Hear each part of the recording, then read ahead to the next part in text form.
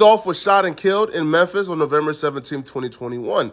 Now, his death left a lot of answers, right? But what we do know, on the eve of his death, the internet went to work almost immediately. But that ain't no secret. I mean, y'all watched that exemplary telling we did. Y'all watched that tremendous telling we did. We were able to identify Straight Drop and put him at the crime scene where the white Mercedes, which is a getaway vehicle used in Young Dolph's murder, was found. This right here opened up the floodgates to a lot of things. People started to find, hold up now, yo, Straight Drop and Young Dolph are in pictures together. Like this picture right here. Yo, Straight Drop and Key Glock were old homies. Wait, hold up, they were old homies? Yeah, they were old homies.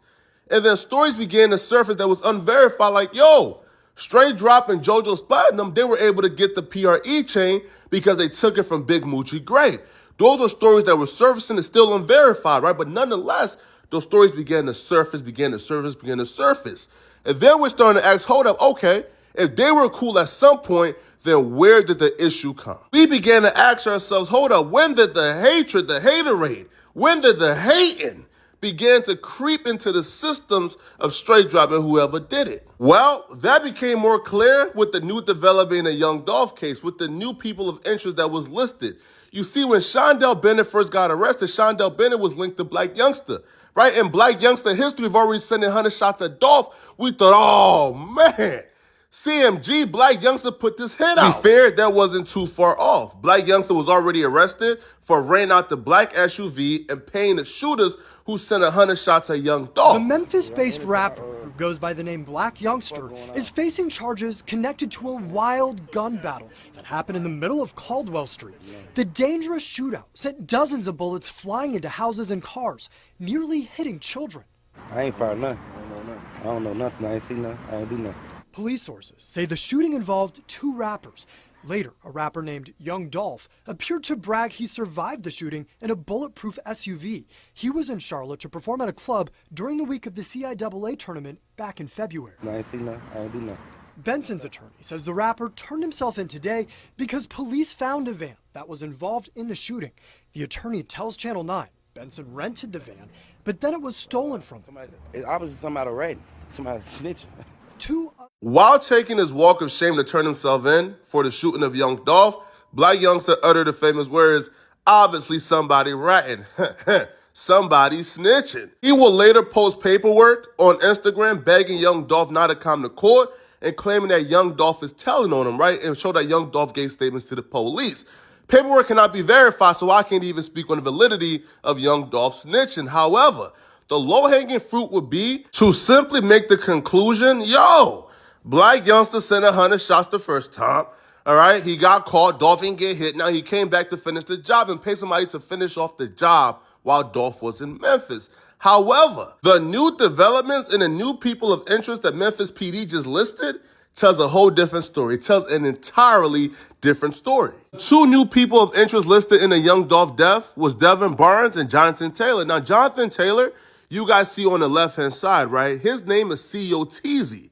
Now, CEO Teasy is the current head honcho of the Trulla family. You see, Young Dolph had really close ties to the Trulla family due to his really close partnership and friendship with J Money. J Money is on the left of Dolph in the red shirt. Now, you guys see Dolph embracing them. They were really cool. As a matter of fact, Dolph seen a lot of himself in J Money. J Money was a head honcho at such a young age. Now, J Money was an up-and-coming rapper in Memphis, yo. J Money had a lot of buzz, yo. Like, Chief Keef took liking to him. He was really close with Chief Keef. Safe to say, J Money was on his way to being a household name pretty soon. Like most of these rappers, J Money was active. Listen, J Money was a rapper, but he was active in the streets. J Money was a menace, yo.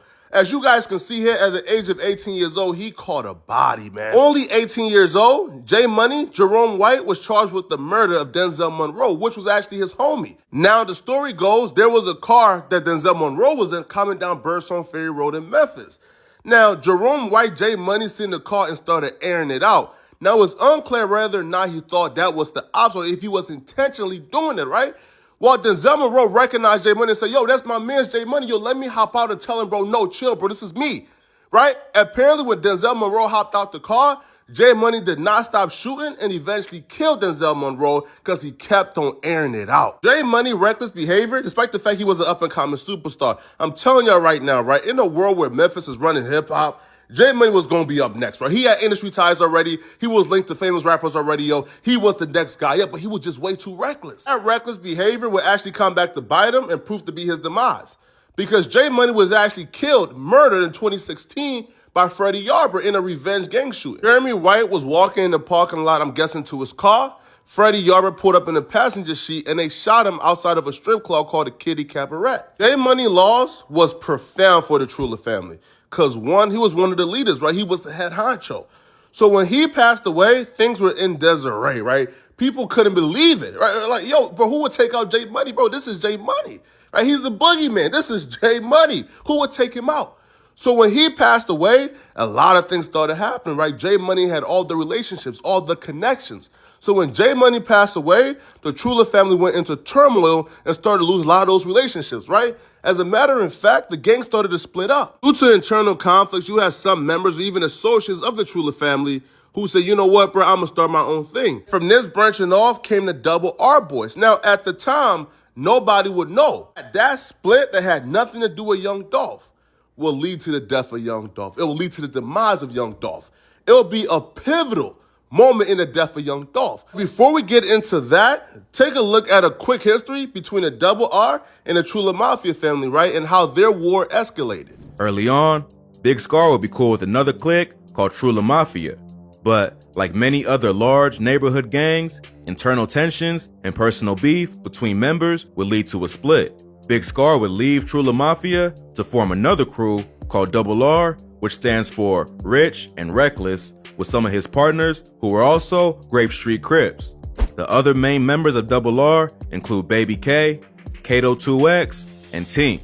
Even though they were once cool, the split ruined the relationship between Double R and Trulla Mafia. But it wasn't until the murder of a Double R affiliate named BG that the beef would turn into an all-out war.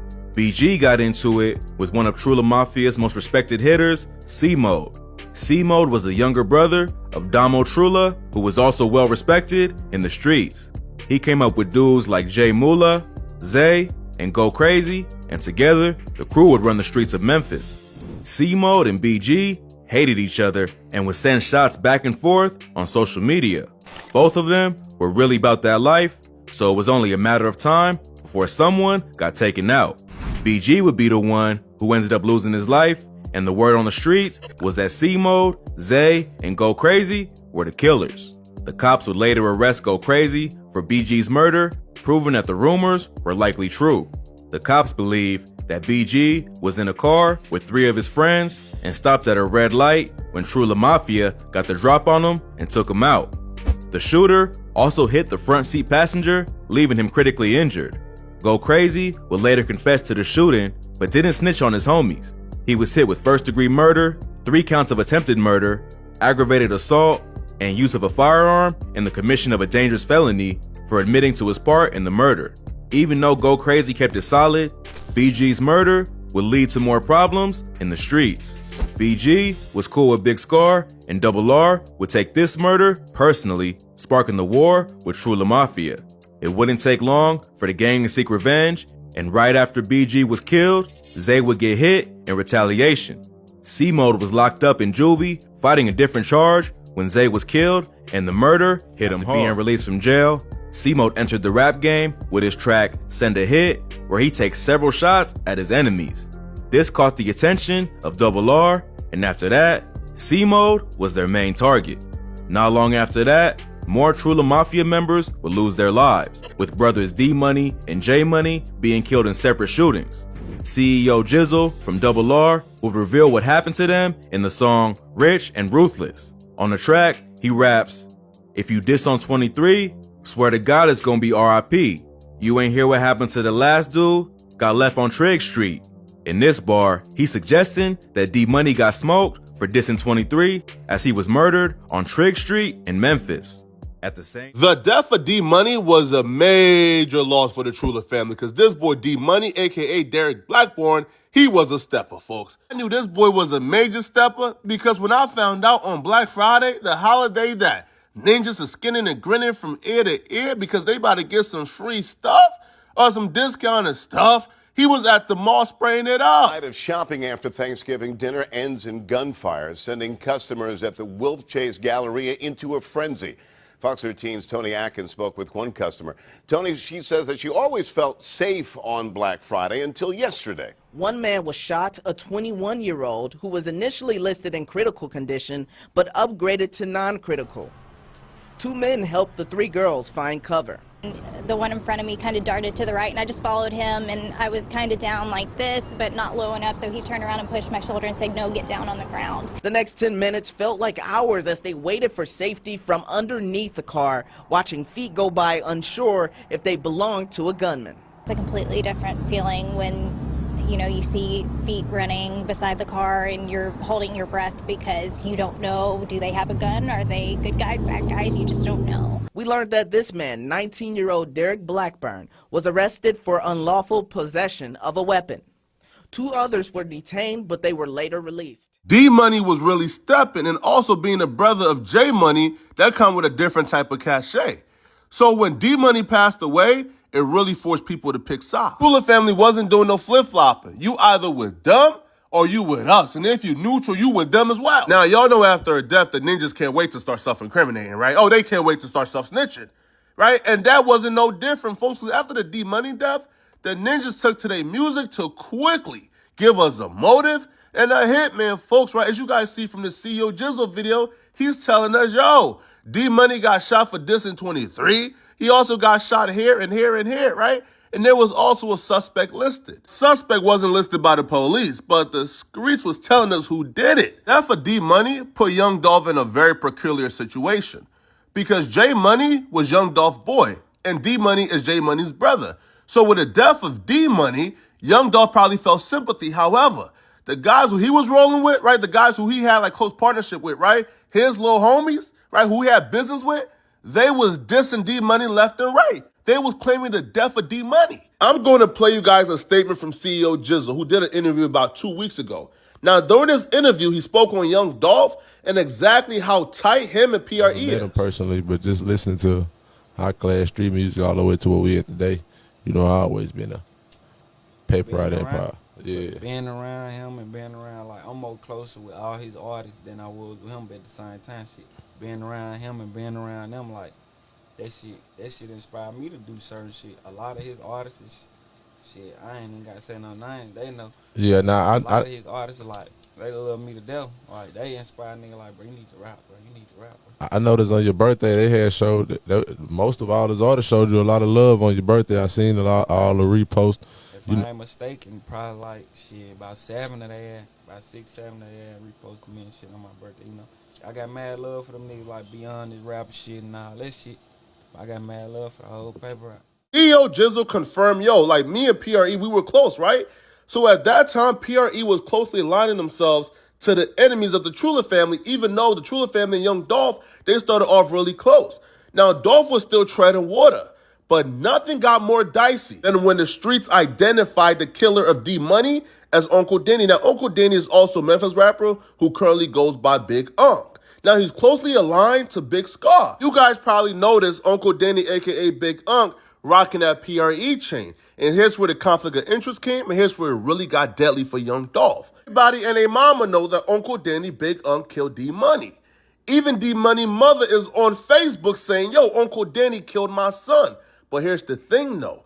Everybody who knows Young Dolph and they know J-Money, they know they were closely aligned. They know that J-Money would have taken a bullet for Dolph. Even so, that when Young Dolph passed away, one of J-Money's mother Facebook friend commented on her post and said, yo, rest in peace, Young Dolph. If J-Money was alive, he would have made the city cry for Dolph. That's a fact. J-Money loved Dolph, right? Listen, J-Money looked up to Dolph. That was his big homie. He loved Dolph, right? So when they commented that, they really believed it was true. If J-Money was alive and Young Dolph passed away, J-Money would have made the city cry for Dolph. But then J-Money mother responded back, he shouldn't make them cry about him or D-Money. He signed D-Money Killer, right? Now she's saying, listen, it's not even the fact that he ain't even slide for J-Money. He ain't make them cry about D-Money or J-Money, right? J-Money and his little brother got shot and killed. Young Dolph didn't do nothing. Hey, listen, man, Young Dolph is a multi-millionaire, right? We don't expect for Young Dolph to slide. But she's saying not only did he not make the city cry for J Money, but yo, he signed his little brother's killer. He signed D Money's killer. Then she said, well, he said, damn, she said, yup, the Uncle Denny, aka Big Unk nigga, who he just signed. He said, for real, she said facts. So now we're starting to see this wasn't, again, it might be a pay hit still, right? Or it might be the combination of, yo, two sides, two enemies who ain't really rocking with Dolph, they came together to take Dolph out. But what we do know, yo, right, is Dolph was treading water. Now, he just recently signed Big Unk right before his death. And when he did that, Dolph went from treading water being neutral to now Dolph was public enemy #1. My boy, you putting money in the mouth of my homie Killer, who's supposed to be your homie as well? What's going on? For young Dolph, it was just business.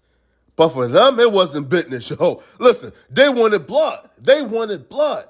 And that's why you see everybody who got arrested are a part of the Trulla family, maybe besides Cornelius Smith. But everybody else is a part of the Trulla family.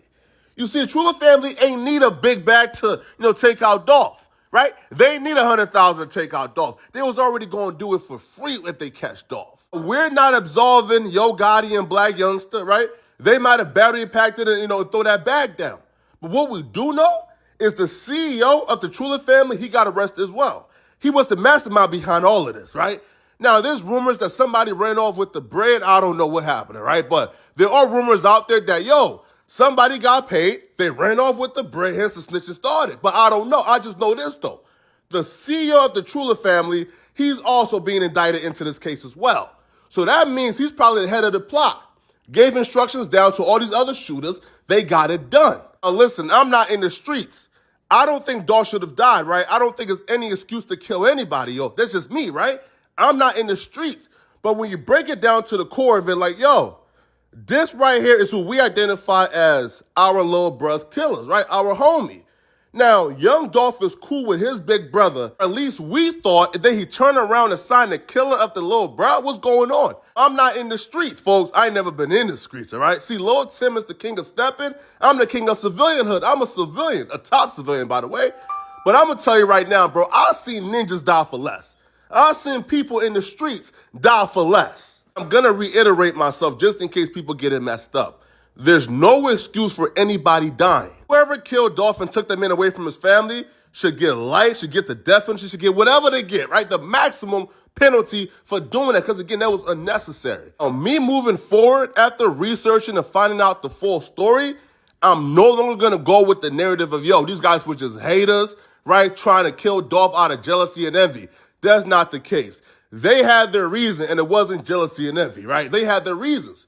Now, I don't align with their reasons. I don't think their reasons is valid because, again, there's no excuse to kill somebody in my eyes. You guys can let me know in the comment section. What do you guys think, man? Do you guys think their reason is valid, or do you guys think, listen up, bruh, ain't no excuse to kill somebody, man? But it's your boy, Portic Flacco.